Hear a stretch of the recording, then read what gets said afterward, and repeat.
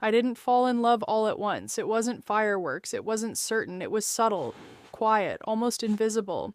I fell in love through understanding, through patience, through giving people the benefit of the doubt, even when my heart was quietly asking for more. I didn't realize I was falling in love. I thought I was just being kind, just being loyal, just being patient. But over time, that kindness turned into self neglect. And maybe you know this feeling too. Have you ever looked at someone you loved and realized you were holding the entire relationship together with hope?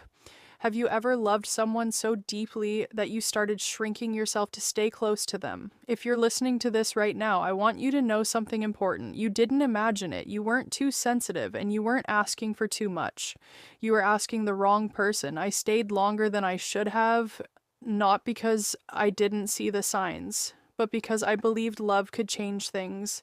I believed that if I was patient enough, they would meet me halfway.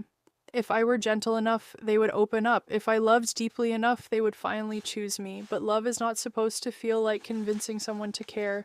And slowly, I began to disappear inside the waiting. If you've ever made excuses for someone's absence instead of honoring your own pain, pause for a moment. Breathe. You are not alone. Loving someone who couldn't love me was confusing because they weren't cruel. They weren't always distant. They showed up just enough attention to keep hope alive.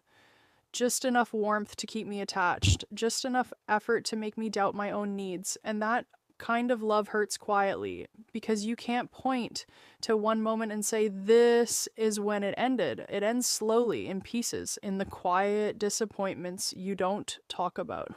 No one warns you about the heartbreak that doesn't come with closure, the heartbreak that comes when you're still talking, still hoping, still loving, but something inside you already knows, started measuring my worth by their availability, by how fast they replied, whether they noticed my absence. Without realizing it, I began living on emotional crumbs, and I told myself it was enough, because admitting it wasn't enough would mean facing the truth. That I was loving someone who couldn't meet me where I stood. If you've ever felt guilty for wanting reassurance, consistency, or emotional safety, hear this clearly.